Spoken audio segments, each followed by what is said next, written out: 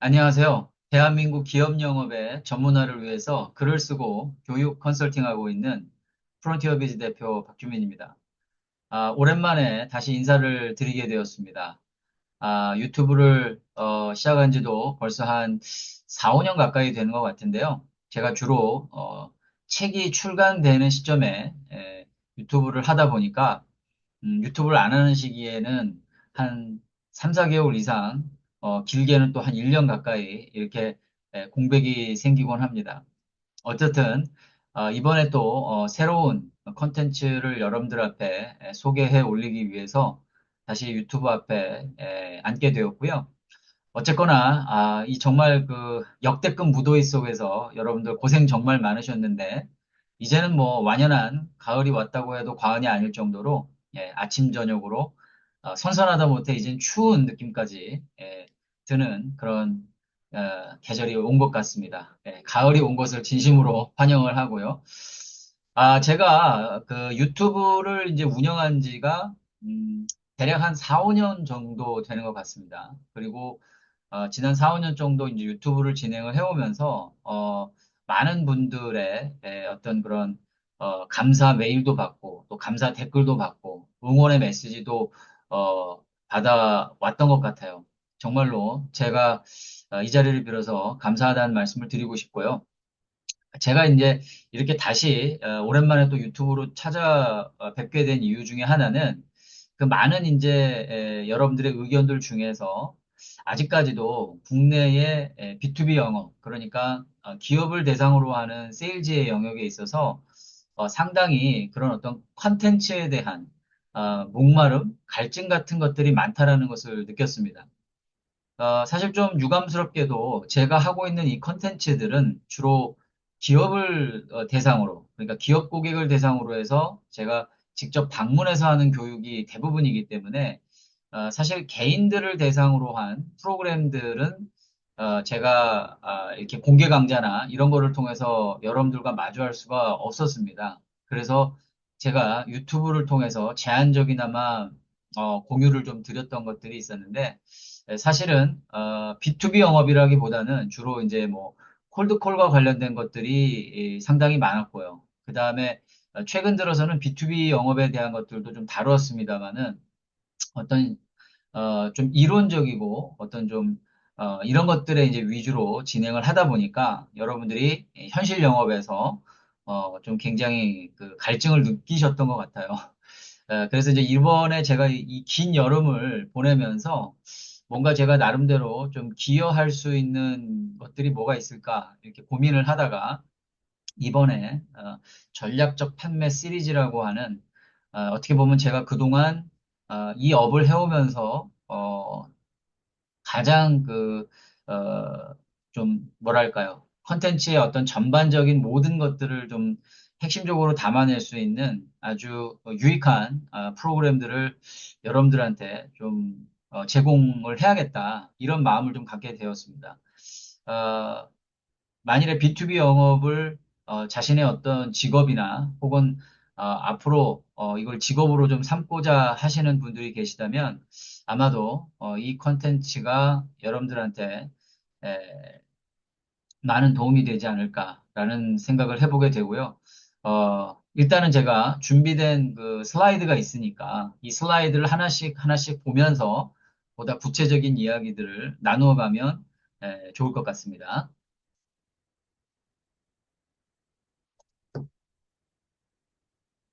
네. 그래서 오늘 아까도 말씀드렸다시피 전략적 판매 시리즈라고 제가 말씀을 드렸고요.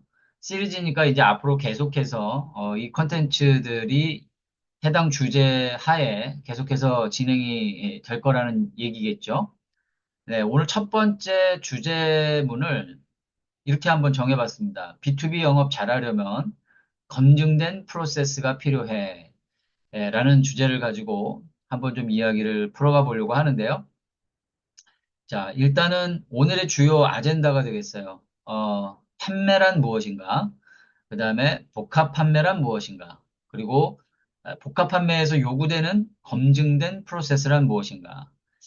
제 컨텐츠를 유튜브에서 혹시 꾸준하게 이렇게 좀 보셨던 분들이라면 제가 다뤘던 컨텐츠들 중에서 복합 판매에 관한 언급을 몇 차례 했다라는 것을 아실 겁니다. 하지만 아직까지도 국내 그 많은 그 분들이, 국내 영업 업종에 종사하시는 분들이 이 복합 판매에 대해서 아직까지도 생소하게 느끼시는 분들이 많으실 거라고 생각이 듭니다. 하지만 B2B 영업을 잘하려면은 이 복합 판매를 전략적으로 수행을 해내야 됩니다. 그래서 이 복합 판매에 관한 의미를 우리가 오늘 이 시간에 다루어 봄으로써 앞으로 전개될 저의 전략적 판매 시리즈가 어떤 식으로 진행될지 여러분들이 좀 가늠하실 수 있는 그런 시간을 좀 가져보도록 하겠습니다. 그리고 오늘 이제 다룰 아젠다 중에서 어떻게 보면 가장 중요한 프로세스에 관한 이야기를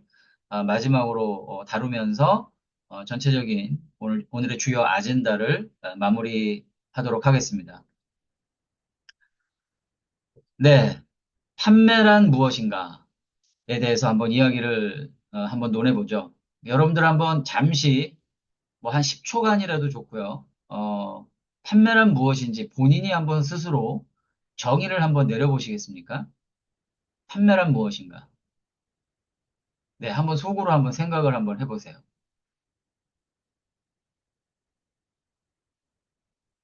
좋습니다.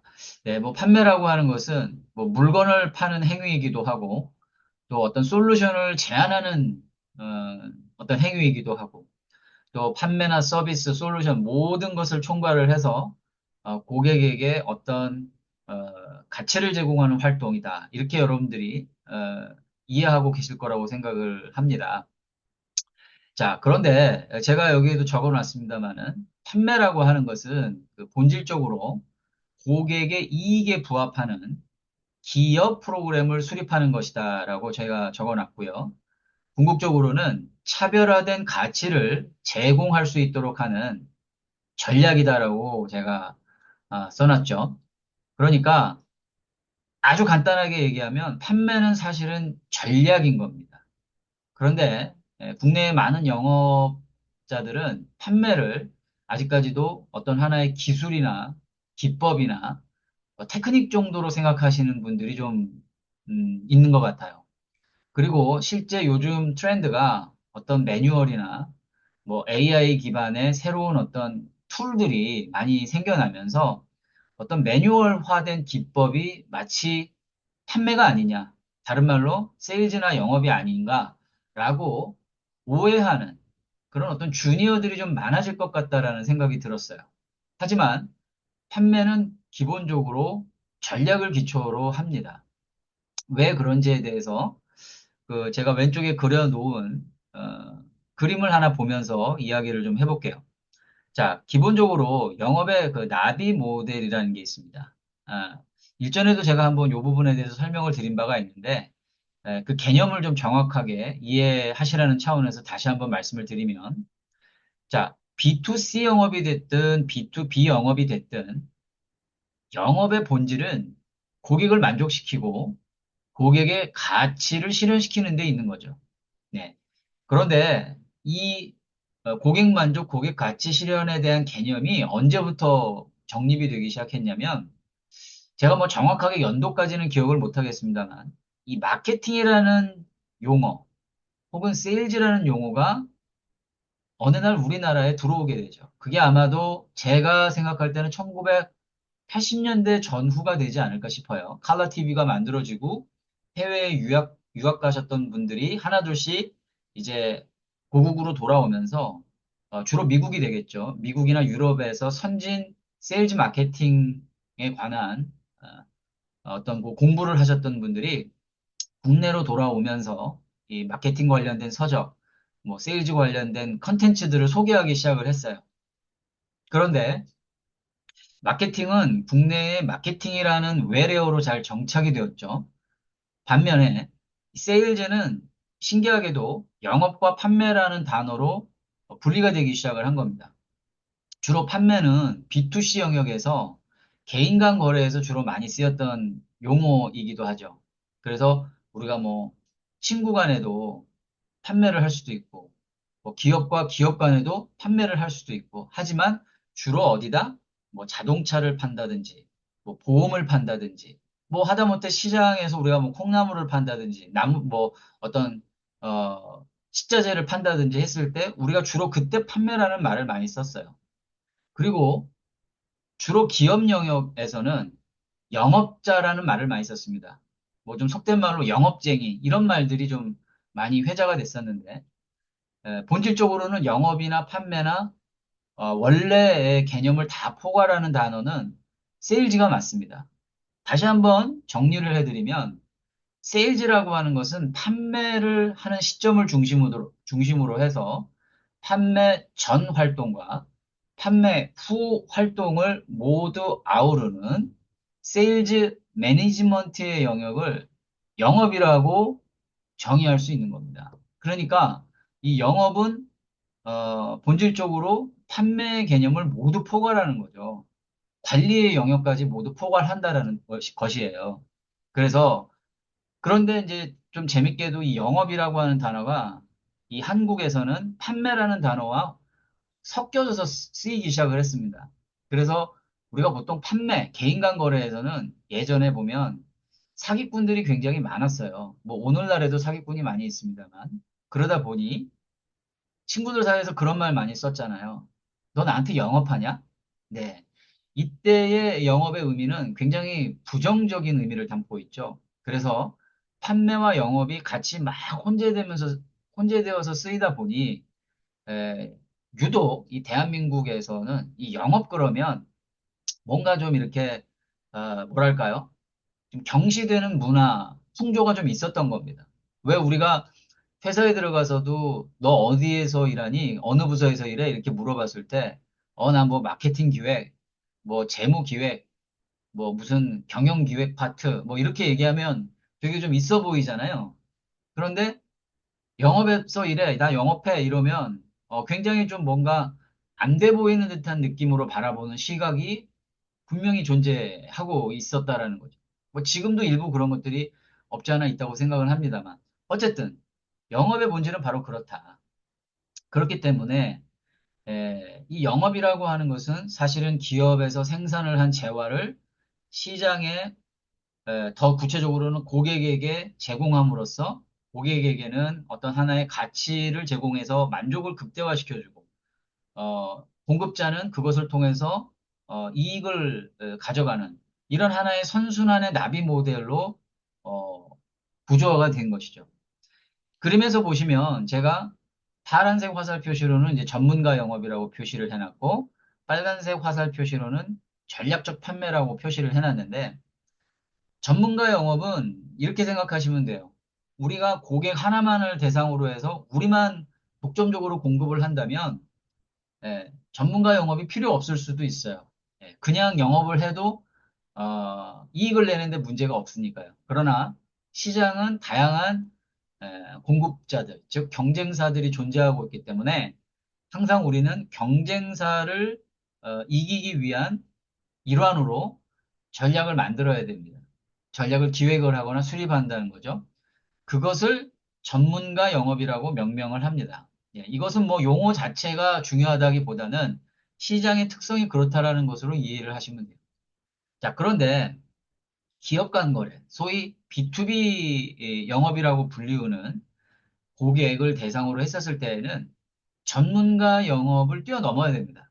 즉, 경쟁사와 경쟁하지 않는 경쟁 전략이 최고의 경쟁 전략이거든요. 그것이 바로 지금부터 저희가 본격적으로 다룰 전략적 판매가 되는 겁니다. 그래서 정리를 좀 요약을 하면 전문가 영업은 경쟁사를 이기기 위한 방안을 수립하는 영업이다라고 생각하시면 되고요. 전략적 판매는 뭐냐? 화살표를 가만히 보시면 이게 판매를 딱 한 번 하고 마는 게 아니라 고객사 내부로 깊숙하게 침투해 들어간다라는 의미를 제가 화살표 방향으로 의미를 부여한 겁니다. 그래서 그냥 삼성전자라고 생각을 해봅시다. 그러면 삼성전자를 상대로 해서 여러분들이 어떤 제품을 판다고 했을 때 그 제품을 안내해야 하고 소개해야 할 대상이 적어도 한 명은 아닐 거예요. 그렇죠? 네. 최소 두 명 이상을 상대로 해서 여러분들의 제품이나 솔루션을 소개하고 제안을 해야 할 겁니다. 맞죠? 네. 그렇게 되다 보면 내부적으로는 두 명이 아니라 그 판매에 관련된 구매 영향력자들이 세 명, 네 명, 다섯 명, 열 명이 될 수도 있고요. 혹은 그 이상이 될 수도 있습니다. 그러니까 전략적 판매, 즉 기업 간 거래에서 전략적 판매는 여러분들 판매 제안에 관여될 수 있는 모든 구매 영향력자 그룹이 바로 여러분들의 고객이 되는 거예요. 그러니까 어떤 고객이 결정적으로 여러분들의 판매를 도와줄지, 결정적으로 여러분들의 판매를 회방을 놓을지를 여러분들이 구분하지 못하면요, 지속 가능한 판매가 가능할까요? 불가능하겠죠. 뭐 어쩌다 어쩌다 해서 운이 좋게 어, 여러분들의 실력과는 상관없이 고객의 순수한 필요에 의해서 여러분들의 제품이나 솔루션이 판매가 일회적으로는 가능할 수 있어요. 그러나 이것이 지속적으로 장기 거래가 가능하게 하는 데 있어서는 보다 더 섬세하고 보다 더 전략화된 접근이 필요하다라는 거죠. 자, 그래서 두 번째 제가 그 정리해 놓은 글을 보시면 진정한 판매는 고객과 함께 상호 윈윈을 전제로 지속 가능한, 다른 말로 장기적인 관계를 이어갈 수 있도록 하는 것에 있다라고 정리를 해놨지 않습니까? 구체적으로 살펴보면은 첫 번째, 불확실성 제거입니다. 이게 기업 간 B2B 영업에서는 가장 중요한 목표가 될 수밖에 없어요. 왜냐? 사실 여러분들이 기업 고객을 상대로 해서 어떤 제안을 했어요. 그런데 여러분들이 그 고객을 매일 만날 수 있어요? 쉽지 않아요. 예를 들어서 여러분들이 자꾸 제가 삼성전자 예를 들었는데 LG전자 예를 들어봅시다. LG전자의 구매 담당 부장님과 매일매일 만나서 식사하고 차 마시면서 얘기할 수 있는 관계라면 상관이 없는데 현실적으로 그런 관계는 쉽지 않습니다. 뭐 한 달에 한 번 많이 만나면 많이 만나는 것일 수도 있겠고 보통은 뭐 몇 달 텀을 두고 만나게 되죠. 아주 뭐 긴급한 사안을 가지고 할 때에는 뭐 일주일에 몇 번씩도 만날 수도 있어요. 그러나 일반적으로 뭐 이런 대기업, 중견기업 이상의 기업의 담당자들과 자주 만나기는 어려워요. 이 얘기인즉슨 뭐냐면 여러분들이 제안한 내용이 고객사 내부에서 어떻게 회자되고 있는지 알 길이 없다라는 거예요. 뭐 전화를 걸어서 담당자를 통해서 뭐 어느 정도 가늠을 해볼 수는 있을지 모르지만 실제 보이지 않는 영역에서 여러분들의 제품이 구매부 따라, 뭐 재경팀 따라, 아니면 생산부에 따라 다 다른 의견이 나올 수가 있는 거죠. 그렇기 때문에 궁극적으로는 여러분들의 전략적 판매의 일차적인 목표 중에 하나는 그러한 불확실성을 제거하는데 첫 번째 주안점을 두어야 됩니다. 동시에 경쟁사도 여러분들과 동일한 제안을 할 수 있잖아요. 그렇죠? 그러면 지금 현재 전반적인 이번 단일 판매 프로젝트 건에서 그 경쟁 구도에서 우리가 밀리는지 아니면 우리가 경쟁사보다 앞서는지 우위에 있는지 아니면 어떤 평균적인 어떤 뭐 비슷한 양상에 있는 건지 알 길이 없잖아요. 그것을 알아낼 수 있으면 알아낼수록 훨씬 더 여러분들한테 유리해지죠. 왜? 불확실성이 제거되니까요. 두 번째는 제값받기죠. 음. 더 엄밀히 얘기하면 제값 이상도 받아낼 수 있어야 되거든요. 제값을 받는다는 건 뭘까요? 그렇죠. 궁극적으로는 가격 위주의 전략을 펼치지 않는다는 데 있어요. 소위 이 B2B 거래에서 치킨 게임은 정말로 어떻게 보면 저는 아마추어리즘이라고 보거든요. 소위 우리가 솔루션 영업을 한다고 했을 때 우리가 갖고 있는 다양한 뭐 제품적 경쟁력이 됐던 아니면 서비스가 됐던 아니면 개인 영업자의 어떤 맨파워가 됐던 어떤 것이 됐든 고객에게 줄 수 있는 그런 토탈적인 효용 가치를 제공함으로써 효용 가치를 제공한다라는 것은 어떤 의미입니까? 그렇죠. 제값 이상을 받아내는 데 있어야죠. 만일에 우리가 제값 이상이 아니라 그걸 무리하게 깎아주거나 아니면 지속적인 어떤 고객의 요구에 계속 끌려가야만 하는 그러한 비즈니스, 그러한 단일 판매권이라면 사실은 그 비즈니스는 하면 안 돼요. 물론 뭐 예외적인 경우는 있습니다. 보다 더 장기적인 차원에서 전략적 판단에 의해서 할 수 있는 경우는 있습니다만 일반적으로는 그것은 바람직하지가 않다. 자, 마지막으로 세 번째는 지속 가능한 거래죠. 우리가 판매 한 건을 가지고 딜을 마무리할 것 같으면 굳이 막 머리를 싸매가면서 고객에게 제한할 필요가 없을 수도 있어요. 뭐 불확실성을 제거하려고 뭐 다양한 구매 영향력자들을 일일이 다 만날 필요가 없을 수도 있어요. 제값받기가 아니라 이번 프로젝트에서 우리가 그냥 적정 마진만 확보하고 뭐 끝내버릴 수도 있어요. 그러나 기업 간 거래는 그런 게 아니죠. A라는 고객이 있으면 그 고객과 어, 뭐 3개월 거래할 것을 6개월, 1년, 2년, 4년, 5년 이렇게 장기 거래가 가능하도록 하는 데에 가치가 있는 거죠. 의미가 있는 거죠. 또 한 번의 거래로 쉽게 얘기해서 뭐 한 10억 정도의 매출을 올렸다라고 한다면 그걸로 끝나는 게 아니라 뭐 다음 프로젝트에서는 뭐 15억, 30억, 40억 더 나아가서는 그 판매 프로젝트가 쌓이면 쌓일수록 누적이 되어져서 전체적인 거래 규모도 커지고 거래 기간도 같이 길어지는 이러한 지속 가능한 거래가 이루어질 때 진정한 판매다라고 할 수가 있죠. 그리고 이 1, 2, 3번을 모두 포괄해서 그 바탕에는 상호 윈윈이라는 개념이 반드시 깔려 있어야 된다는 거예요. 상호 윈윈의 개념은 제가 나중에 보다 이 집중적으로 다루어지는 파트가 있습니다. 거기에서 제가 말씀을 드리겠지만 여기에서 좀 간단하게 말씀드리면 쉽게 얘기해서 고객의 필요에 맞추어서 우리가 고객의 필요에 우리가 맞추는 것도 있지만 사실은 우리가 준비된 가치 있는 솔루션에 고객도 같이 함께 의존해 가야 된다는 걸 의미하는 거예요. 그래서 우리가 어떤 의뢰 개념이 아니라 고객과 같이 동등한 파트너십 관계 이걸 갖다 이제 조인트 벤처 마인드십이라고 하는데 그러한 마인드 쉐어가 가능한 관계를 함께 만들어 가야 된다. 그렇게 여러분들이 좀 이해를 해주시면 좋을 것 같고요.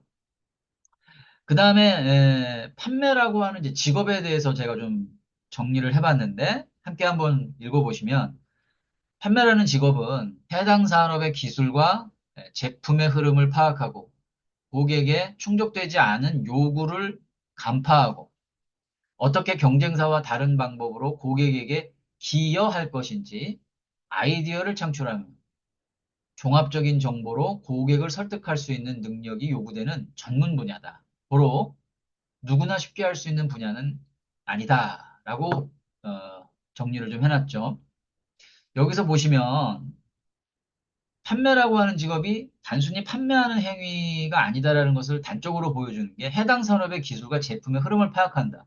이것은 전반적인 산업의 동향, 또 고객을 중심으로 한 주변부의 여러 경쟁 관계, 그다음에 고객의 이슈들을 항상 우리가 실시간까지는 아니더라도 굉장히 데일리하게, 위클리하게 파악을 할 수 있어야 된다는 것. 또 고객이 충족되지 않은 요구를 간파한다는 것은 이것은 전문가 영업의 핵심인데요. 우리가 고객에 충족되지 않는 요구가 아닌 고객의 그냥 요구에 의해서만 대응하는 영업을 오더 테이킹 영업이라고 하거든요. 이따가 그 부분도 또 다루게 될 겁니다. 이렇게 단순한 오더 테이킹 영업은 그 생명력이 길게 갈 수가 없어요. 그리고 어떻게 하면 경쟁사와 다른 방법으로 고객에 기여할 것인지. 여기서 핵심 단어는 기여입니다. contribute. 단순히 물건을 판매하는 행위를 넘어서야 되는 거예요. 네. 이것에 대한 개념도 얘기하려고 하면 너무 많은데 이거를 앞으로 제가 시간이 나는 대로 계속해서 말씀을 드리고 강조를 드릴 거예요. 고객에게 기여한다라는 것은 단순히 물건을 판매하는 개념이 아니라 고객의 필요 너머에 있는 다양한 니즈들을 발견을 하고 그 니즈에 맞게 아주 최적화된 프로그램들을 기획해낼 수 있는 그런 역량을 말하는 거거든요. 쉽게 얘기하면 기업 프로그램을 만들 수 있어야 된다. 그래서 이것을 모두 토탈 매니징해서 고객을 설득할 수 있는 능력이 요구된다. 뭐, 이 판매라고 하는 것을 제가 전략으로 정의했습니다만은 사실은 전략이 선행되고 그 다음에 따라오는 게 전술이거든요. 바로 그 전술이 뭡니까? 고객 설득 커뮤니케이션 역량인 거죠. 예. 그래서 이 사실 전술, 뭐 달리 말하면 뭐 기법이 될 수도 있고 설득 커뮤니케이션 테크닉이 될 수도 있고. 그래서 제가 늘상 강조하는 것 중에 하나가 뭐 전략과 전술에 우열은 없지만 우선순위는 분명히 존재한다라고 제가 항상 강조를 드리는데, 예, 전략이 항상 선행해야 돼. 그리고 난 다음에 전술이 따라가줘야 이것이 전술과 전략 간의 시너지를 내서 훨씬 더 어, 바람직한 성과들을 만들어낸다라는 겁니다. 그래서 누구나 쉽게 할 수 있는 분야가 결코 아닌 거죠. 특히 전략 기반에서의 판매라고 하는 것은 고도의 전문 분야다. 그래서 뭐 미국이라든지 불아파에서 일찍이 세일즈 마케팅이 발달한 나라에서는 실제적으로 뭐 전문 변호사들이나 의사에 준할 만큼의 고액 연봉을 받는 레인메이커들이 상당히 많고요. 그러한 레인메이커들은 사회적으로도 굉장히 하이 포지션에 에, 위치해 있어서 모든 사람들의 어떤 그 영업 리더들 가운데에서는 굉장히 대상이 될 수밖에 없는 그러한 위치로 인정을 받고 있다. 그래서 단순히 돈을 많이 버는 것이 영업이다라고 볼 것이 아니라 이것이 마치 의사들이 환자를 치료해서 그들의 병을 낫게 하고 그들의 행복한 삶을 위해서 정말 굉장히 중요한 도움을 주는 분들이잖아요. 그와 같이 고객의 주치의처럼 활동하는 판매자들은 단순히 수익을 넘어서서 정말로 이 고객과 세상에, 이 사회에 기여하는 아주 훌륭한 직업군으로 그렇게 인정을 받고 있다. 이것을 여러분들이 꼭 염두를 좀 해두실 필요가 있겠습니다.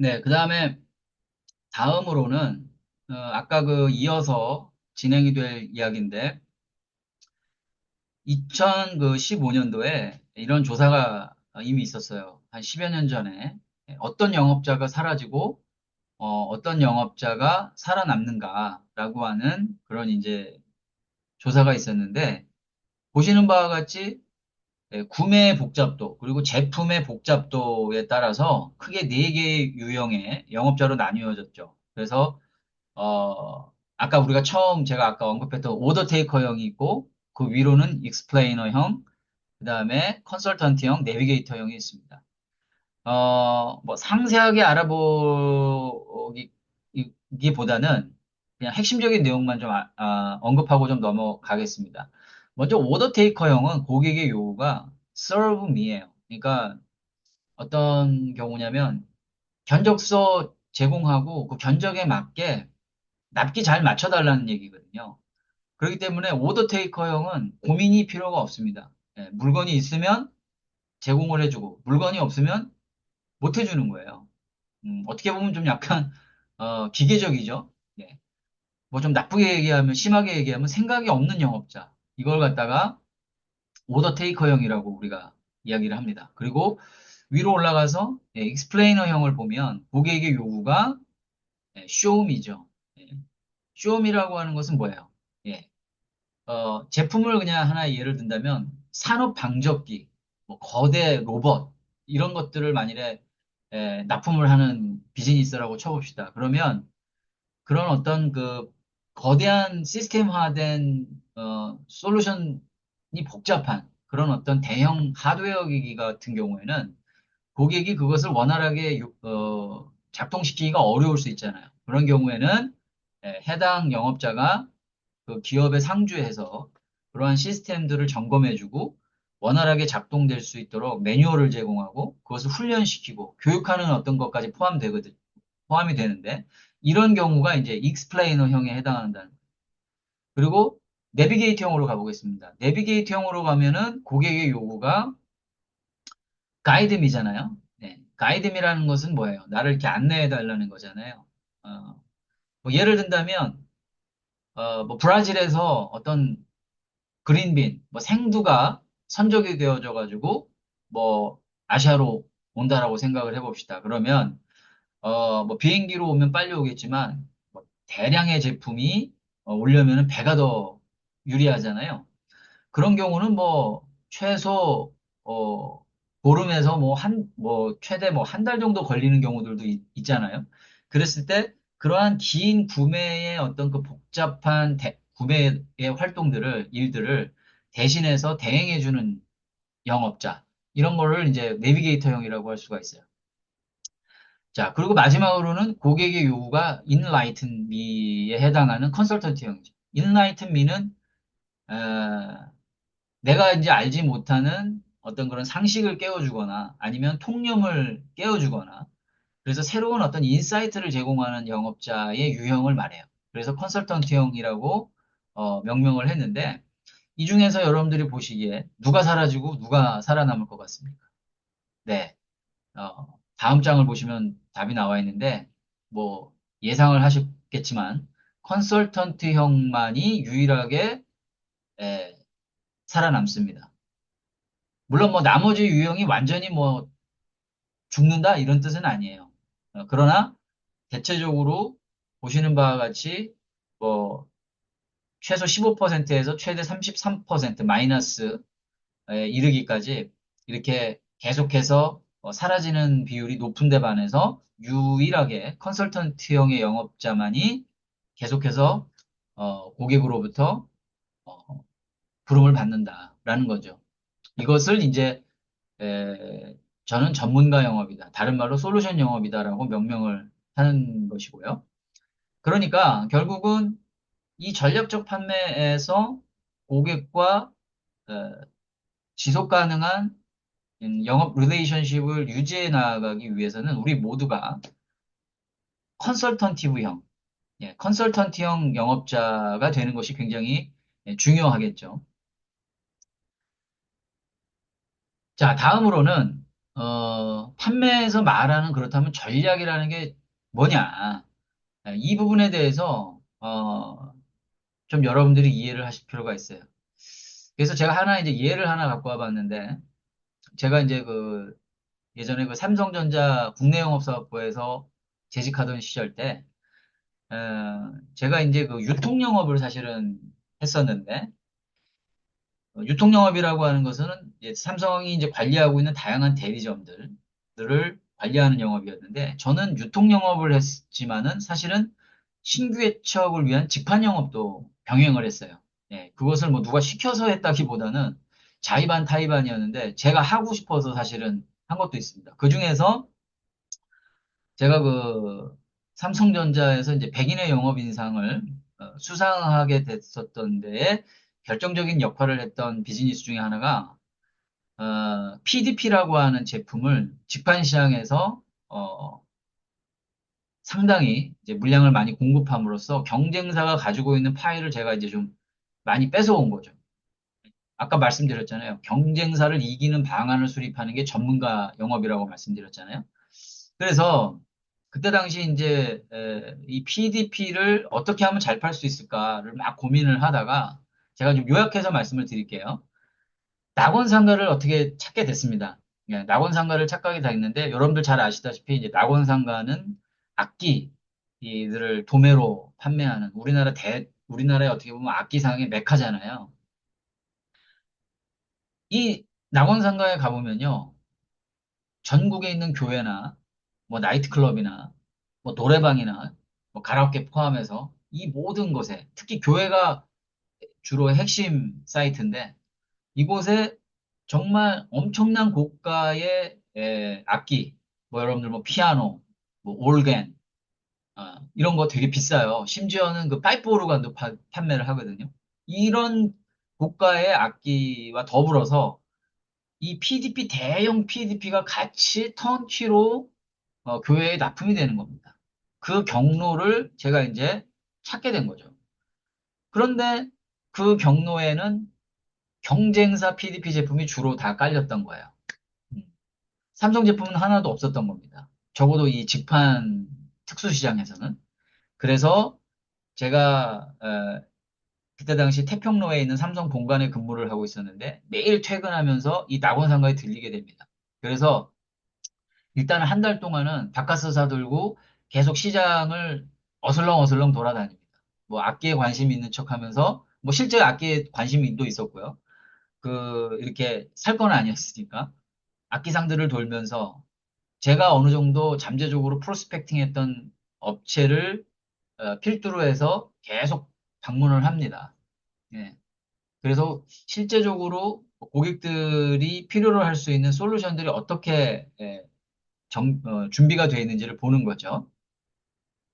그 중에서 제가 타겟으로 삼았던 주요 고객들의 이제 사장님들과 컨택을 하면서 친해지기 시작을 했어요.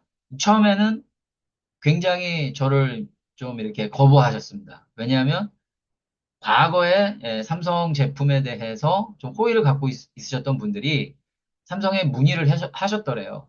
근데 삼성에서 좀 이렇게 에, 대응이 시원치 않았나 봐요. 그래서 삼성에 대한 좀 안 좋은 감정들 뭐 이런 게 좀 있으셨던 거예요. 반면에 저희의 경쟁사 대표적으로 LG전자가 되겠죠.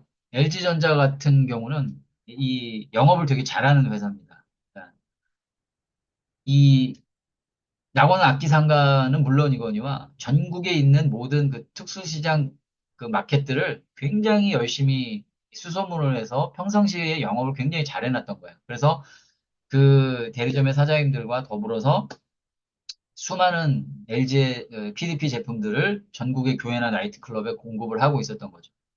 그런데 에, 어- 어쨌든 간에 모든 그 판매 이런 그 대형 디스트리뷰터들은 솔벤더를 굉장히 선호하지 않습니다. 왜냐하면 문제가 생겼을 때 그것을 대체할 수 있는 플랜 B가 항상 필요하기 때문이죠. 그래서 뭐 삼성이 브랜드도 나쁘지도 않고 또 여러 고객들이 또 찾는 제품이기도 하고 그런데 결국은 가격이 이제 안 맞으니까 일반 대리점 시장에서 물건을 갖고 오려면 부담이 많이 되잖아요. 그래서 그런 가운데 제가 이제 찾아가서 계속해서 컨택을 하다 보니까 어느 날 그 해당 업체 사장님께서 제게 기회를 주시기 시작을 했던 거죠. 예. 그렇게 해서 제품을 이제 한 파스, 두 파스 이렇게 공급을 할 수 있는 기회가 제게 주어졌고 그것을 본격적으로 제가 드라이브를 해가지고 결국은 경쟁사의 제품을 이제 삼성의 제품으로 완전히 윈백을 시켜버리는 뭐 사실 전체적인 매출 규모로 따지면 뭐 얼마 되지 않을 수 있어요. 왜냐하면 당시에 저는 모니터 영업이라는 걸 하고 있었는데 모니터 영업 하나만 가지고도 제가 개인 매출을 이미 그때 당시 2000년대 초반이었는데 한 200억 이상을 했었거든요. 저희 조직이 뭐 한 50명에서 한 1조 3천억을 매출을 했으니까. 그런데 이 PDP 제품 그거만 판다고 해서 뭐 얼마 될까요? 뭐 전체적으로 몇십억도 안 됐을 거예요. 그렇지만 무에서 유를 창출한 거잖아요. 그래서 그거를 이제 회사에서 좀 이렇게 인정을 해주셔가지고 상도 수여해주시고 뭐 여러 가지 혜택을 보게 된 거죠. 어쨌든 그렇게 해서 결국은 어, 이 낙원 악기 상가에 이제 삼성의 제품이 첫 발을 내디게 되는 어떤 하나의 공로를 이제 인정을 받았던 거고 그런데 중요한 것은 3번이죠. 궁극적으로는 영업에서 전략은 경쟁사와 경쟁하지 않는 것에 있다라는 거예요. 오직 개별 고객사에게 제공할 고객 가치의 실현을 위한 목적에서 끊임없이 수행. 이게 무슨 얘기냐면 제가 어쨌든 첫 발은 잘 들여놨잖아요. put in the door라고 하잖아요. 첫 발은 잘 들이밀었단 말이에요. 그런데 이걸 한 번에 거래로 끝날 게 아니잖아요. 그죠? 계속 가야 되잖아요. 1년이고 2년이고 3년이고 그리고 안정적인 공급을 제가 유지해주면 우리한테 훨씬 더 이익이 되는 거니까. 그렇기 때문에 그때부터는 이제는 경쟁사하고의 게임이 아니에요. 그때부터는 오로지 고객에게 보다 더 가치 있는 그 무언가를 많이 만들어내야만 하는 거죠. 그랬을 때는 이미 경쟁사는 온데간데 없어지고 오로지 고객만 바라보면서 가는 것. 이것이 궁극의 전략이라는 겁니다. 그리고 고로 그래서 영업 인력과 영업 조직의 전문화는 전략 학습을 통한 전략적 사고의 배양부터 이루어져야 된다라고 제가 마무리를 하고 있죠. 제가 1, 2번을 말씀을 안 드렸는데 제가 처음에 낙원상가를 찾았을 때 그때가 바로 큰 틀에서 영업에서 전략을 기획하는 단계죠. 그래서 고객사 구매 환경에 대한 이해를 바탕으로 경쟁사를 이기기 위한 뭘 기획했다? 기업 프로그램 기획의 차원으로 이루어져야 된다. 그래서 어떻게 하면 경쟁사보다 보다 더 유리한 서비스를 제공할까? 유리한 뭐 가격도 하나의 전략이 될 수도 있고요. 자, 가격 전략을 제공할 수 있을까? 또 다양한 형태의 프로그램들을 기획을 했던 겁니다. 그중에서 가장 중요한 거는요, 저는 개인적으로는 맨파워라고 생각을 해요. 즉, 영업 대표, 영업자 자체의 경쟁력이라고 생각을 합니다. 그것이 기업 프로그램이라고 하는 게 단순히 프로그램 하나만 가지고 고객을 내 편으로 만들 수 있을까요? 그건 아니겠죠. 뭔가 고객에게 꾸준히 터칭하면서 인간적인 매력도 굉장히 중요하고요.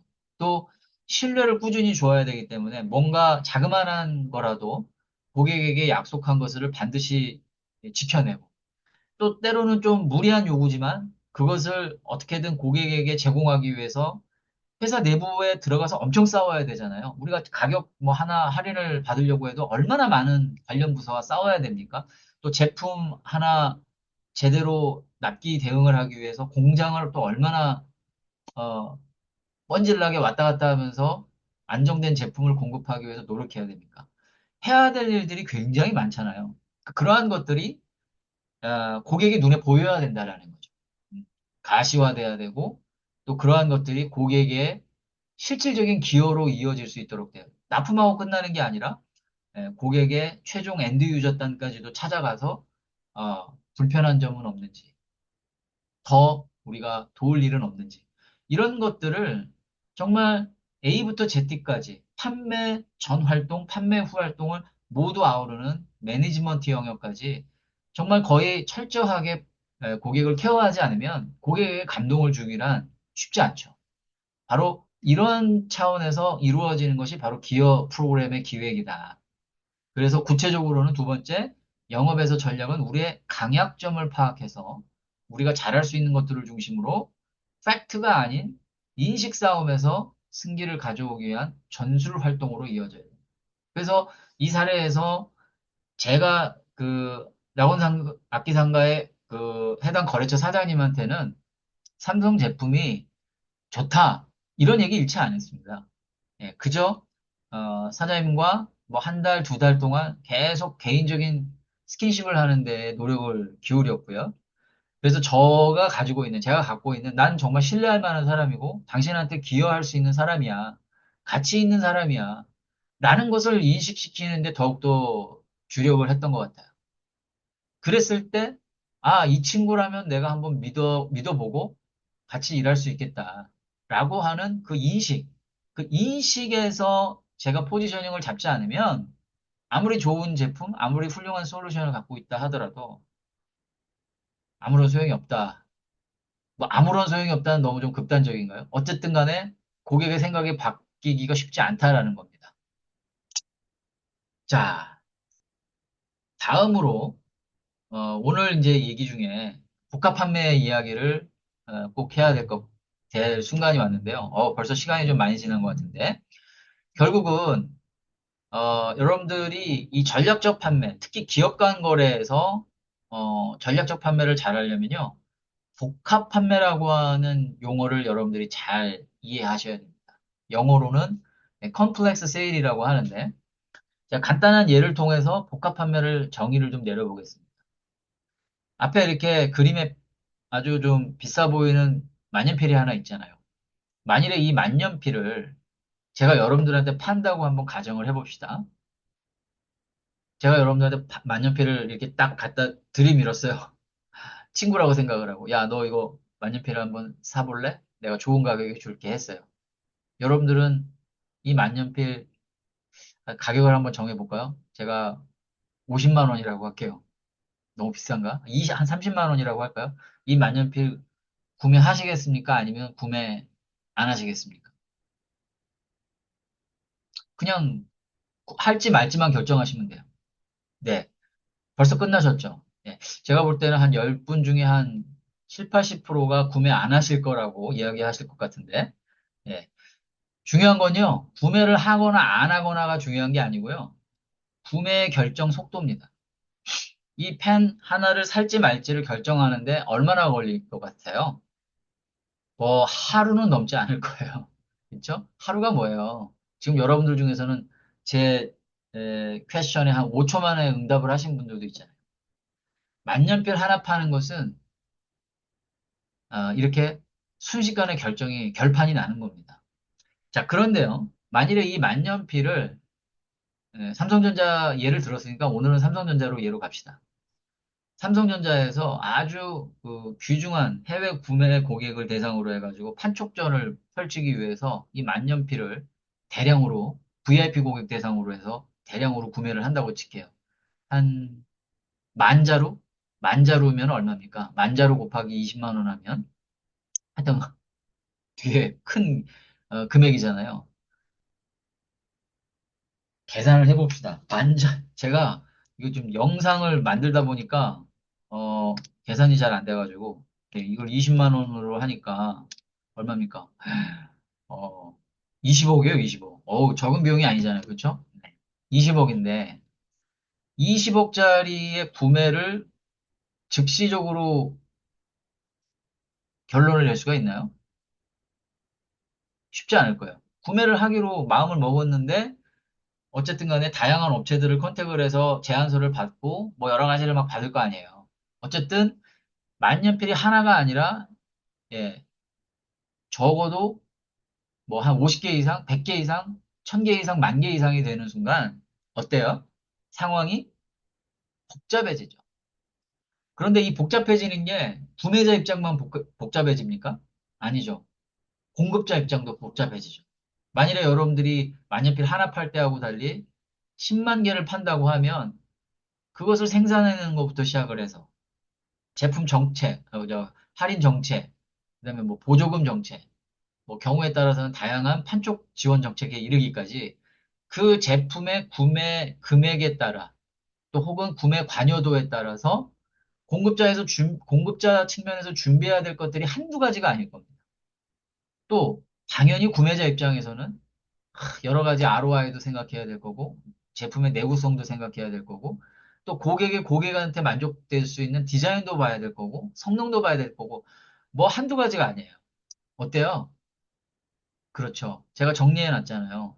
복합 판매란 최종 구매 결정이 내려지기 위해서 여러 사람들이 승인하거나 의견을 제시해야 하는 판매를 정의한 것이다. 그래서 보통 B2B 영업, 기업 간 거래를 복합 판매라고 하는 거죠. 한마디로 복잡한 구조의 판매를 말하는 겁니다. 그래서 제가 굳이 뭐 복잡한 얘기 안 하려고 영어로는 안 써놨습니다만은 이걸 갖다가 구조 전략이라고 얘기를 해요. Structure Strategy라고 합니다. 왜? 하나의 한 회사별로 구조가 다 다르거든요. 왜? 구매 영향력자들이 다 달라요. 그렇기 때문에 이 복합 판매, 우리가 흔히 얘기하는 B2B 영업이 결코 간단한 영업이 아니라는 겁니다. 자, 그래서 이제 슬슬 마무리 단계로 가는데요. 자, 복합 판매에서 요구되는 검증된 에, 프로세스란 무엇이냐? 예. 일전에 제가 이 부분에 대해서도 한번 설명을 드린 바가 있습니다. 이 그림을 보시면 고객을 중심으로 해서 아까 제가 이미 설명드렸던 전문가 영업, 뭐죠? 경쟁사와 그 주변에 있는 다양한 시장 내 밸류 체인들을 고려한 경쟁사 이기는 전략 전술이 아까 전문가 영업이라고 말씀을 드렸잖아요. 거기에서 필요로 되어지는 어떤 역량은 커뮤니케이션 전략이 될 수가 있고요. 또 회사의 성과 중심의 상담 준비가 될 수가 있고, 구체적으로는 뭐 질문 능력, 경청 능력, 그걸 통해서 다양한 시장과 고객으로부터 정보를 획득하는 능력을 전문가 영업이라고 저는 명명을 합니다. 자, 그런데 궁극의 전략은 경쟁사와 경쟁하지 않는 거라 그랬잖아요. 그럼 어디로 들어가야 돼요? 그림에서 보시는 바와 같이 고객사 내부에 깊숙하게 침투해 들어가야겠죠? 그래서 고객 중심의 고객 가치 창출 전략과 관리. 이것이 이번 전략적 판매 시리즈에서 다루게 될 핵심적인 내용이에요. 그래서 여러분들 되게 좀 낯설게 느껴지실 용어들이 보이실 겁니다. 어, 보시면 검증된 프로세스라고 제가 6가지 핵심 요소라고 이렇게 쭉 6가지를 이렇게 리스트업을 해놨잖아요.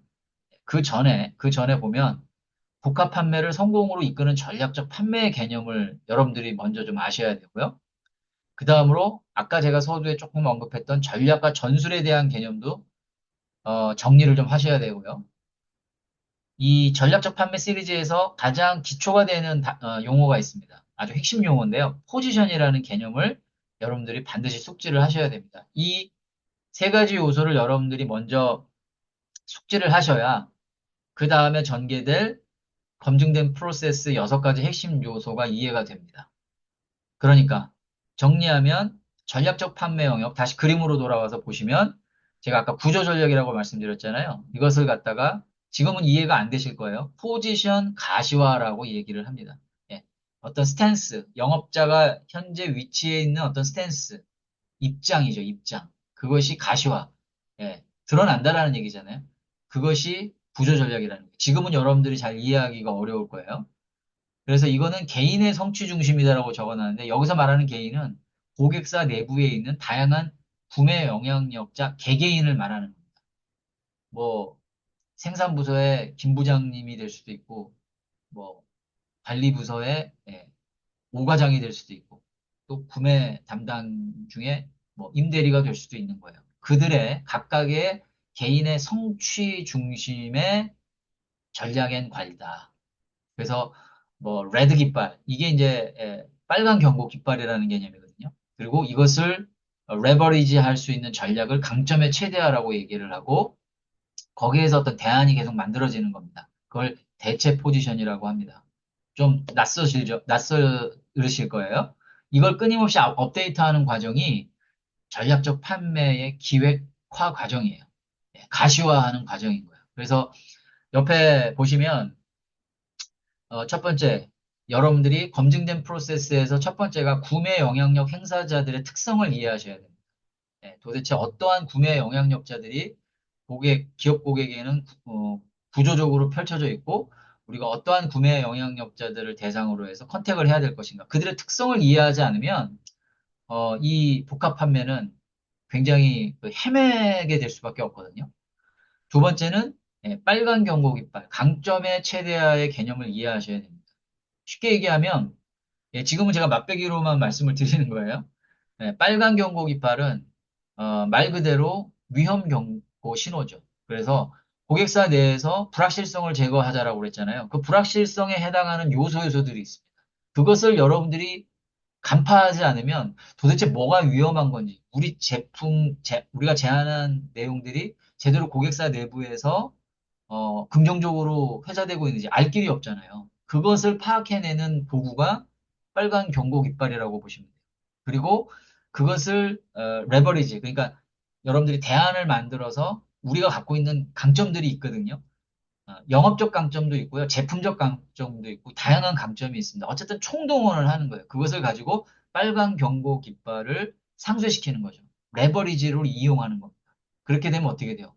빨간 경고 깃발이 계속 제거가 되면 될수록 여러분들의 영업은 훨씬 더 판매 건들은 확실해지는 거죠. 불확실성이 제거가 되는 거니까. 그리고 세 번째는 이제 반응 모드인데 이게 굉장히 중요해요. 자, 고객사 내부에 나중에 다 배울 건데 대표적인 구매 영향력 행사자들이 총 4개의 그룹이 있어요.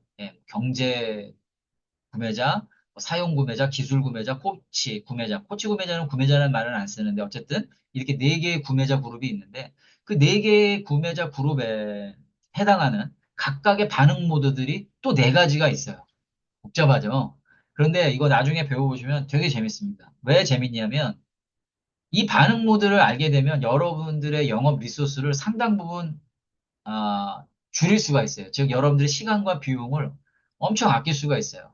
즉, 제한해야 할 타이밍, 제한해야 될 사람, 제한해야 될 어떤 장소, 이런 모든 것들에 대해서 여러분들이 불필요한 리소스가 낭비되지 않도록 해주는 어떤 하나의 바로미터? 그게 바로 반응 모드라는 거예요. 이 반응 모드를 캐칭을 하셔야 여러분들이 그 개인별 구매 영향력자들의 다음으로 이어질 성취 성과를 파악하는데 되게 유리해지거든요. 그래서 아, 이, 이 세일즈가 단순한 게 아닙니다. 특히 복합 판매는. 그렇기 때문에 전문가의 영역인 거예요. 그래서 성취와 성과의 개념이 다른 거 아세요? 네, 성과는요, 다 나중에 이게 다 거의 이게 몇십 시간 분량의 프로그램들이에요. 저는 지금 이게 좀 약간 프리토크 개념이에요. 그래서 궁극적으로는 성과가 아니라 개개인별 성취 요소들을 여러분들이 디테일하게 파악을 하셔야 됩니다. 그리고 그것을 다 모아서 하나의 그 해당 단일 판매, 그러니까 여러분들이 진행하는 단일 판매 프로젝트에 대한 궁극의 전략을 가지고 접근해 들어가는 거예요. 전략을 가지고 들어가는 거예요. 쉽게 얘기하면 전략은요, 고객에게 가치를 제공할 수 있는 기업 프로그램이에요. 또 그 기업 프로그램을 가지고 들어가서 설득도 잘해야 되죠. 예, 인제는 거기에 이제 아까 얘기했던 전술이 붙어줘야 되는 겁니다. 말도 잘해야 되고 잘 듣기도 해야 되는 거예요. 쉽게 얘기하면. 여기까지가 기본적인 검증된 프로세스에서 실행 단계에서 쓰는 네 가지 도구고요. 그 다음에 플러스에서 다섯 번째, 여섯 번째가 있죠. 이상적인 고객 프로필과 판매 깔때기. 요거는 오늘 얘기를 다 간단하게라도 할 수가 없어요. 네. 왜냐하면 이거 관리 영역이기 때문에. 그래서 일단은 이 여섯 가지 핵심 요소 중에서 여러분들이 첫 번째, 두 번째, 세 번째, 네 번째가 실행단에서 여러분들이 쓰셔야 할, 활용하셔야 될 검증된 프로세스 도구다. 도구다라는 말을 꼭 기억을 해주세요. 이 전략적 판매 도구다. 이렇게 이해를 하시면 됩니다. 그리고 다섯 번째, 여섯 번째가 매니지먼트 영역. 이것도 굉장히 중요하죠. 왜? 이것이 궁극적으로 장기적인 고객을 관리해 나가는 기법이니까요. 그래서 정리하면 이 검증된 프로세스 여섯 가지 핵심 요소는 하나의 독립적인 도구들이 아니고 1번부터 6번까지 하나의 시계열적으로 하나의 이렇게 시계열적인 전반적인 프로세스다. 이렇게 이해를 하시는 게 맞아요. 막 따로 노는 게 아니에요. 같이 아주 체계화된 하나의 조치이면서 동시에 여러분들이 고객의 불확실성을 제거하는 도구이면서 제값을 받게 하는 도구이면서 지속 가능한 거래를 하게 하는 핵심적인 도구들이다. 일단 이렇게 이해하시면 됩니다. 그리고 이 도구들은 제가 그림에 이렇게 소개했듯이 세계적인 그 이 복합 판매의 권위자인 밀러 하이먼의 전략적 판매에서 비롯됐다. 그래서 로버트 B 밀러라고 하시는 분이 지난 이게 1975년도에 첫 컨텐츠가 세상에 공개가 됐거든요. 근데 그 이후로 지금 오늘이 2024년이잖아요. 50년 가까이 세계 최고의 이제 컨텐츠로 각광을 받고 있다라는 거죠. 그래서 제가 좀 간단하게 소개를 드리면 이 밀러 하이먼의 전략적 판매 컨텐츠는요. 지난 50년간 복합 판매 전략에 관한 세계 최고의 지침서다. 그래서 여러분들이 잘 아시는 포춘 500대 기업들이 모두 이 컨텐츠를 적용하고 세계 최고의 기업들을 기업이 되기까지 판매 분야에서 이 밀러 하이먼의 트레이닝 코스를 밟지 않은 기업들이 거의 없다고 할 정도로 이미 뭐 세계적으로 유명한 그런 어떤 복합 판매 전략에 관한 최고다. 이렇게 일단 이해하시면 되고요. 사실은 이 프로그램이 삼성에서 가장 먼저 도입한 걸로 알고 있고, 제가 알기로는 1980년대 중후반을 전후로 해서 삼성에서 이미 한번 소개가 됐던 컨텐츠입니다. 그렇지만 이것이 계속 업그레이드가 됐겠죠. 그런데 그 업그레이드가 된다 하더라도 본질적인 것들, 아까 말씀드렸던 이 검증된 프로세스에서 이 6가지 핵심 도구들은 크게 변하지 않았다. 그만큼 거의 완벽에 가까운 복합 판매의 하나의 지침 교본이다라고 생각을 하시면 될 것 같고요. 그 다음에 이 복합 판매에서 요구되는 이 밀러 하이먼의 컨텐츠의 어떤 가치는 바로 판매 프로세스의 근본적인 원리와 훈련 방법을 제시하는 데 있다라는 것. 예를 든다면 아까 제가 살짝 언급했습니다만 기업 고객 내부에는 경제 구매 영향력자가 있습니다. 쉽게 얘기하면 최종 승인권자죠. 이 최종 승인권자를 영업자는 반드시 접촉을 해야 합니다. 뭐 현실적으로 어려운 경우도 있습니다만 이거를 간접적인 형태로 접근하는 방법도 물론 있어요. 그러나 궁극적인 목적은 경제 구매 영향력자를 파악하고 접촉을 하셔야 되는데 그 이유는 각 판매를 최종 승인하는 곳은 한 곳밖에 없다라는 원리에 기초를 합니다. 물론 뭐 입찰이라든지 이런 형태의 경우에는 다양한 구매위원회도 만들어져요. 그래서 뭐 아주 결정적인 영향력을 행사하는 사람들이 여럿이 있기는 합니다만 결국 최종적으로 도장 찍는 사람은 하나라는 거죠. 그 최종적으로 도장 찍는 사람을 만나야겠습니까? 안 만나야겠습니까? 예. 나는 저 기업이 너무 커가지고 내가 이거 뭐 나 정도의 직책을 가지고 어떻게 만나? 여러분들이 안 만나면 여러분들의 사장님이 만나게 하셔야죠. 어쨌든 그 판매를 최종 승인하는 사람을 제외하고 어떤 판매에서의 승부를 노린다는 것은 기본적으로 원리에 맞지가 않는 거예요. 그래서 이러한 원리를 알고 접근해 들어가기 때문에 다양한 응용도 가능해지는 겁니다. 네. 지금은 여러분들이 잘 감이 안 올 수가 있어요. 그리고 판매는 과학은 아닙니다만은 이렇게 전 세계적으로 수십 년간 세계 최고의 기업들로부터 검증된 프로세스이기 때문에 이러한 그 프로세스를 통해서 판매를 진행하게 되면 여러분들의 비즈니스가 점진적으로 계속해서 진전을 하게 됩니다. 세일즈의 세계에서는 우리가 보통 어드밴스드냐 아니면 컨티뉴어스냐라는 말을 써요. 즉 고객을 한번 만났어요. 1차 미팅을 했어요. 그럼 그 미팅에서 단 반보라도 진전이 있어야죠. 어드밴스드가 있어야죠. 어드밴스드가 없으면 그것은 작은 실패라고 얘기하는 겁니다. 답보 상태, 컨티뉴어스. 그냥 계속 진행되는 답보 상태를 말하는 거거든요. 그건 작은 실패라고 하는 거예요. 작은 실패가 쌓이면 결국은 그게 실패가 되는 거죠. 그러나 작은 진전을 이루면, 다른 말로 작은 성공을 이루면 그게 쌓이고 쌓여서 궁극적으로 큰 성과로 돌아올 수도 있다라는 거죠. 그래서 B2B 영업은 이게 뭐 1년 농사를 열심히 해가지고 막판에 가서 잭팟을 터트리는 경우도 많잖아요. 그렇기 때문에 우리가 아주 작은 기회를 할지라도 그것을 가볍게만 볼 것은 아니다라는 겁니다. 어쨌든 중요한 것은 뭐다? 이 복합 판매에서 여러분들이 이 검증된 프로세스를 통해서 여러분들의 딜을 단일 판매, 이걸 이제 단일 판매라고 하는데 그것을 성과가 날 수 있도록 앞으로 나아가게끔 하는 것, 이것이 중요하다라는 것. 그것을 돕는 게 바로 이 밀러 하이먼 프로그램의 핵심적인 가치죠.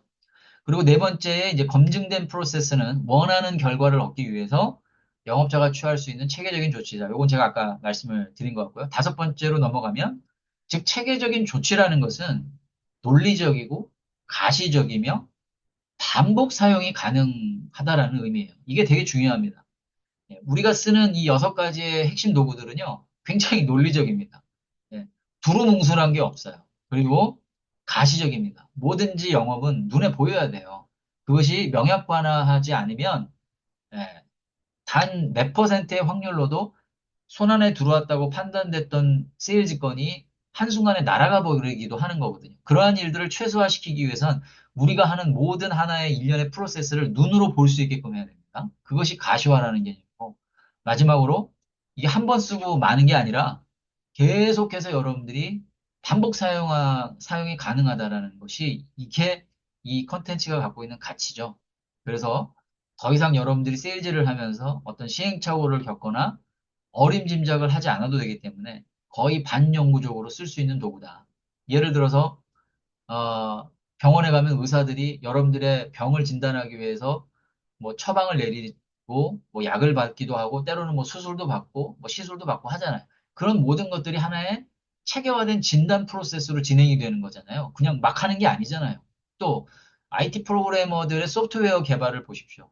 그것도 보면 다 기본적으로 하나의 어떤 단계를 거쳐서 검증을 받고, 뭐 베타 테스트를 받고, 또 뭐, 버그 테스트를 하고, 뭐 이러한 과정을 아주 수차례 겪은 이후에 나중에 그 상용 서비스로 내놓지 않습니까? 내놓지 않습니까? 이게 다 하나의 검증된 프로세스가 있다라는 거예요. 그래서 이 프로세스를 이해하고 개선하는 묘미는 전체는 아닐진 모르지만 많은 부분이 이 보편적이기 때문에 특정 지식과 특수 상황에 의존하지 않는다라는 것. 이게 이 컨텐츠가 갖고 있는 가장 큰 가치죠. 그래서 요거를 제가 이제 3P라고 정리를 해놨는데 하나가 프린서플, 원리죠. 아까 말씀드렸던 것 다시 요약을 하는 거예요. 예. 판매가 이루어질 수 있도록 하는 근본적인 원리, 바이블과 같은 게 있다라는 거예요. 예. 진리는 아니지만 진리에 가까운 그런 원리가 먼저 여러분들이 이해를 하셔야 됩니다. 그 다음이 여러분들의 영업을 체계화시켜서, 아, 그 다음엔 뭘 해야 되고, 그 다음엔 뭘 해야 되고, 이것이 쫙쫙쫙쫙 체계적으로 여러분들이 검증된 프로세스가 있을 때, 영업이 훨씬 더 수월해지는 거죠. 그 다음에 세 번째는 프랙티스입니다. 교육 훈련이죠. 그래서 저와 함께 이제 앞으로 이 프로그램이 언제 끝날지는 모르겠습니다만 상당히 적지 않은 양인데 이걸 뭐 제가 하기에 따라서는 엄청 많이 할 수도 있고요. 또 뭐 적게 할 수도 있겠죠. 그런데 제가 이제 문득 드는 생각은 그런 거예요. 그러니까 저는 뭐 사실은 두 가지, 좀 솔직하게 얘기하면 두 가지 목적에서 이 유튜브 전략적 판매 시리즈를 다시 개설을 하게 되는데 첫 번째는 아까도 말씀드렸다시피 우리나라에 많은 영업자들이 존재하는데 사실은 제대로 된 검증된 B2B 영업 교육을 하는 곳이 많지 않습니다. 네. 그리고 주로 그러한 것들이 아까 제 개념대로 말씀을 드리면 물론 뭐 이 컨텐츠가 뭐 유일하다 이런 뜻은 아니에요. 여기에서 나오는 개념들을 또 많은 국내 많은 저 같은 분들이 또 이렇게 컨텐츠화 시켜서 교육을 하고 코칭을 하는 경우들이 있을 겁니다. 하지만 제가 단언컨대 이 풀 패키지를 이렇게 유튜브라고 하는 공간에서 오픈해서 어, 좀, 어, 좀, 좀 더 솔직하게 얘기하면 제대로 이렇게 이야기하고 공유하는 경우는 제가 보지 못했거든요. 아마 제 생각에는 이게 거의 국내 최초라고 저는 생각이 드는데 뭐 해아래 새 것은 없잖아요. 예, 뭐 제가 지난 한 30년 가까이 필드에서 경험하고 또 학습하고 연구하고 고민했던 것들을 책으로 지금까지 만들어서 왔는데 사실은 그거보다 훨씬 더 어떻게 보면 의미 있는 작업이라고 저는 생각을 하거든요. 그래서 그러한 그 B2B 영업 방법론에 대해서 갈급해 하시는 분들에게 좀 도움을 주자.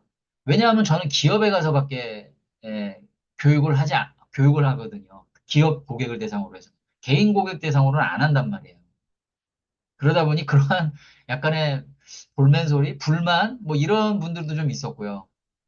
그래서 제가 뭐 어떤 경우는 야, 너는 뭐 여기서 강의파리만 하냐, 뭐 이렇게 얘기하시는 분들도 있었고, 뭐 틀린 말은 아니죠. 그 다음에 뭐 실제 가르쳐 줘야 될 거는 안 가르쳐 주고 맨날, 뭐 변죽만 올리다 마냐, 이러신 댓글도 있어요. 물론 전체 댓글에 한 2, 3%밖에 안 됩니다. 대부분은 다 고맙다, 감사하다는 얘기가 대부분이에요. 그러니까 같은 현상을 보고도 해석하는 방식이 다 다른 거죠.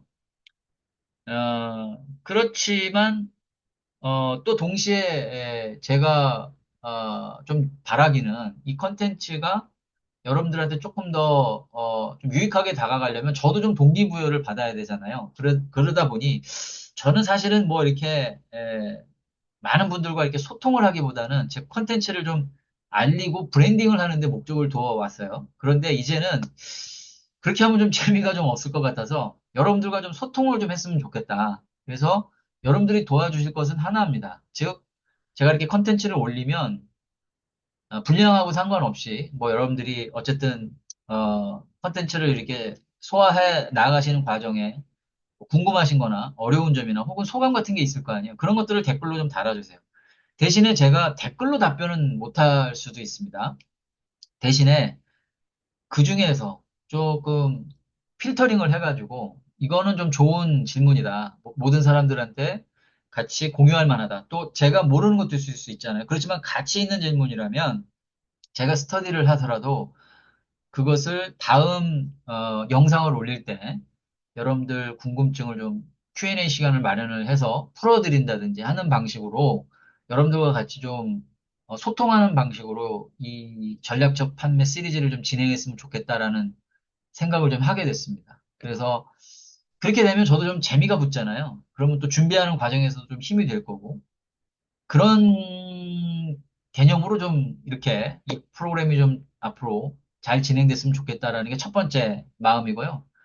두 번째 마음은 사실은 오늘날에는 제가 이제 지금까지 뭐 책을 한 네 권 정도 썼습니다. 뭐 네 권 정도 썼는데 앞으로 제가 앞으로 쓰고 싶은 책들이 좀 꼭 세일즈가 아니더라도 관심 있는 분야들이 좀 있거든요. 무슨 얘기를 하고 싶은 거냐면 이제는 책을 쓰더라도 디지털 지필이라고 하는 개념을 간과해서는 안 되는 시대가 왔다라는 거죠. 그래서 유튜브가 됐건, 뭐 블로그가 됐건, 뭐 SNS가 됐건, 저는 뭐 다양하게 글을 쓰고 영상을 만들어서 이렇게 오픈을 하거든요. 그래서 이런 컨텐츠가, 먼 훗날, 누군가에게라도 도움이 될 수 있게끔 하는 것이 지금 현 시대를 살아가는 AI 챗 GPT 시대에 우리가 첨단의 시대를 걷고 있는 시대에 살아가는 디지털 휴먼으로서의 제가 할 수 있는 어, 어떤 하나의 뭐 나름대로 의미 있는 그런 액티비티가 아닐까? 그런 생각을 해보게 됐던 거예요. 그래서 이 두 가지 목적, 기여의 목적, 그 다음에 저의 어떤 컨텐츠를 디지털화하는 이 두 가지의 목적을 위해서 하는 거니까. 그런데 이런 모든 것들이 여러분들한테 보다 좀 유익해지고 저도 좀 동기부여를 받기 위해서 여러분들이 좀 적극적으로 참여를 해주시면 제가 좀 힘을 받을 수 있을 것 같다. 라는 말씀을 좀 더불어 드립니다. 네, 이거 빨리 끝내야 되는데, 제가 오늘 좀 시간이 많이 가는데, 어쨌든 마무리를 짓겠습니다. 그 다음에, 사실 뭐 정해진 시간은 없어요. 뭐 1시간을 할 수도 있고 30분을 할 수도 있는데, 저는 나름대로는 좀 1시간을 넘기지 않는 방향으로 하려고 지금 생각을 하고 있거든요. 자, 여섯 번째는, 검증된 프로세스를 익히면 어떠한 판매도 가능하다라는 거죠. 그래서, 예를 들어서 여러분들이 헬리콥터도 판매할 수가 있는 겁니다. 다른 나라에. 예. 그 다음에 거대한 복합 컴퓨터 시스템, 뭐 휴렛 패커드에서 판매하는 하드웨어 시스템, 뭐 엄청난 그 대형 스토리지 시스템 같은 것도 판매할 수가 있는 거예요. 또 여러분들이 코카콜라 마케팅 프로그램을 버거킹에도 판매할 수가 있는 겁니다. 내가 어떻게 해? 뭐 이런 생각하실 수도 있죠. 또 여러분들이 그 카메라 있죠, 카메라. 아, 이거 오타가 좀 났네요. 엑시머 레이저를 니콘과 버거킹이 아니라 캐논인데, 죄송합니다. 요거 캐논이라고 정정을 좀 해주세요. 예. 또 이런 또 실수가 있어야 좀 인간적이잖아요. 예. 버거킹을 중복을 썼는데, 즉 뭐냐면, 이런 어떤 레이저와 관련된 첨단 카메라 시스템도 여러분들이 판매할 수 있는 거예요. 이게 어떻게 가능할까요? 네. 여러분들이 헬리콥터 전문가가 아니어도 거대 복합 컴퓨터 시스템의 전문가가 아니어도 코카콜라의 성분이 뭔지 몰라도 그 레이저를 포함한 그런 성능 좋은 카메라의 모듈에 대한 지식이 없어도는 아니고 엄청난 지식이 없어도 판매가 가능하다라는 겁니다. 왜? 검증된 프로세스가 있으니까요. 여러분들이 헬리콥터 판매한다고 해서 헬리콥터의 모든 구조와 설계를 다 알 필요는 없잖아요. 컴퓨터의 모든 것을 다 알 필요 없다고요. 소프트웨어 모든 걸 다 알 필요는 없다고요. 기본적인 지식만 있으면 된다고요. 단, 그것을 판매를 가능하게 하는 것은 프로세스라는 거죠. 그래서 검증된 프로세스는 반영구적인 겁니다. 음. 집을 질 때 아무리 세상이 변한다 하더라도 기술이 발전한다 하더라도 기초공사가 먼저 이루어져야 되고 그 다음에 외벽의 뼈대와 내부 지지 구조를 만들죠. 그리고 마지막으로 지붕을 잇게 될 겁니다. 이 프로세스는 변하지 않을 거예요. 몰라요. 뭐 한 100년 후에 또 지붕부터 짓고 뭐 기둥부터 두 번째 짓고 뭐 기초공사 이게 될지는 제가 모르겠는데 어쨌든 간에 기본적인 건축의 프로세스는 이 구조에서 벗어나지 않을 거라는. 와인을 만드는 거, 커피를 제조하는 모든 프로세스도 마찬가지라는. 또 여덟 번째, 이 언제나 우리가 세일즈를 배울 때, 뭐 혹은 세일즈를 경험에 들어갈 때 기법이나 방법론은 모방은 가능해요. 그렇지만 효율성까지 모방하기는 굉장히 어렵습니다. 그 이유는 그 어떤 고객이 구매를 일으키게 하는 원리와 원인을 이해해주는 원리를 학습하기 때문이고요. 그 다음에 이를 실행하도록 돕는 프로세스를 학습시키기 때문에 이것은 실전에서 사용하면 사용할수록 철저하게 연습과 더불어서 여러분들의 실효적인 성과를 만들어내는 겁니다. 실제 판매 상황에 적용이 된다는 거예요. 그래서 판매 현장에 마술이란 없는 겁니다. 오직 프로세스와 원리 그리고 교육과 훈련만 있을 뿐이라는 거죠. 그것이 앞에 말씀드렸던 3P, Principle, Process, Practice가 되는 겁니다. 음. 네, 이게 이제 오늘의 마지막 슬라이드인데요. 그래서 궁극적으로 여러분들이 뭐 어떤 비즈니스를 하시든지 간에 뭐 관리자도 계실 거고 경영자도 계실 거고 혹은 뭐 주니어이신 분들도 있겠습니다만 중요한 것은 그 각각의 주체가 세일즈 레프리젠터티브다. 영업 대표다라는 거죠. 네, 뭐갓 들어온 신입사원이 됐건 그 회사를 대표하는 CEO가 됐던 여러분들은 여러분들만의 성공적인 판매 조직의 규율을 다음과 같이 만들어낼 수 있어요. 보시는 바와 같이 굉장히 여러 개가 있습니다만은 이러한 판매 조직의 규율을 여러분들만의 이걸 꼭 따라하라는 게 아니라 여러분들 조직만의 판매 조직의 규율을 이렇게 만들어 놓는 겁니다. 이게 원칙이에요.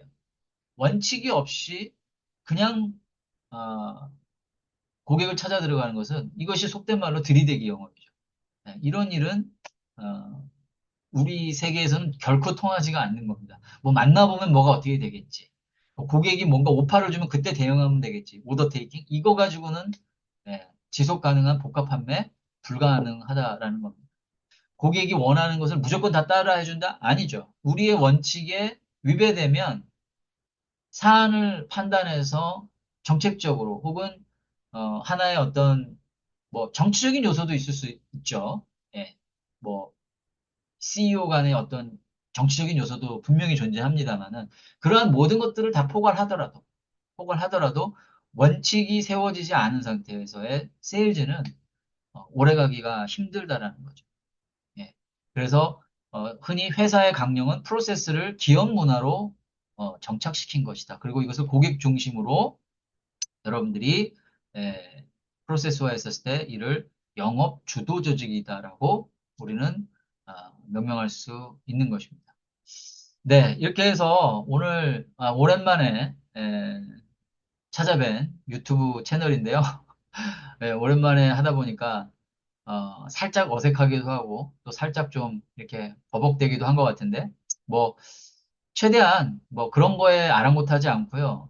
이전 영상을 보셨던 분들은 아시겠습니다만 그때는 좀 뭔가 좀 되게 좀 규격화되고 이렇게 좀 뭐랄까요? 막 현장 강의 중심으로 이제 하려다 보니까 약간 좀 딱딱한 면도 없지 않아 있었던 것 같거든요. 근데 이제는 이번 프로그램에서는 그렇게 하지 않고요. 자연스럽게 여러분들과 좀 대화하듯이 바로 앞에서 여러분들과 같이 책상 앞에서 마주하고 대화하듯이 그렇게 좀 진행을 해보려고 합니다. 그래서 앞으로 이제 해야 될 것들이 굉장히 아까 많다라고 했잖아요. 아까 뭐 검증된 프로세스 이 여섯 가지 핵심 요소부터 시작을 해서 그 전 단계에서 우리가 프리스터디 개념으로 배워야 될 것들 이것들을 하나하나 차근차근 진행을 해 갈 거고요. 일단 기본적인 목표는 일주일에 최소 한 개의 컨텐츠는 올린다라는 목표고 뭐 상황에 따라서는 또 제가 좀 시간이 닿으면은 그거보다 더 많이 할 수도 있고요. 뭐, 또 인터벌이 조금 더 걸릴 수도 있지만, 기본적인 목표는 그렇다. 일주일에 최소 한 개의 컨텐츠는 올린다. 그리고, 아까 당부드렸던 것처럼 여러분들이 현실 영업에서 떤 것들이 궁금한지, 가급적이면 그 해당 컨텐츠에 관련된 질문을 해주시면 제일 좋고요. 정말로 정말로 이건 궁금해서 미치겠다 하는 게 있으면은 올려주셔도 좋은데 아까도 말씀드렸다시피 제가 다 답변을 못 하더라도 필터링을 해서 좀 모든 사람들한테 가치 있게 공유할 만하다라고 판단이 되는 것들을 선별을 해서 제가 아는 게 있으면 뭐 확실하게 알려드리고 모르는 게 설사 있더라도 저도 준비를 해서 답변을 좀 해드리도록 하겠다. 이렇게 여러분들께 에, 마무리로 말씀을 좀 드리고 싶습니다. 네. 그래서 오늘 며칠입니까? 9월, 제가 이제, 날짜를 구체적으로 말씀드리지는 못하겠네요. 왜냐하면 제가 이 업로드 시간을 내일 할지, 뭐 일주일 후에 할지 사실 잘 모르겠거든요. 예. 그래서, 어쨌든, 업로드를 하는 날이 9월, 뭐, 마지막 주차가 될 것 같은데, 여러분들, 어쨌든, 올 한 해, 이제, 3, 4분기를 거의 이제 달려가고 있고, 이제 조금 있으면 11월, 12월이니까 4, 4분기를 맞이하잖아요. 벌써 2024년에 말미에 다가가고 있습니다. 시간이 뭐 굉장히 빠르게 진행하고 있는데, 어쨌든 저와 함께 이 전략적 판매 시리즈를 꾸준하게 함께 하시다 보면 분명히 여러분들이 궁금해하고 몰랐던 이 B2B 영업에 관한 그 갈급했던 요소들을 상당 부분 해소해 드릴 수 있지 않을까라고 생각을 하게 되고요. 끝까지 함께 해주셔서 감사합니다. 그러면 오늘은 일단 이것으로 마치도록 하겠습니다. 네, 수고하셨습니다.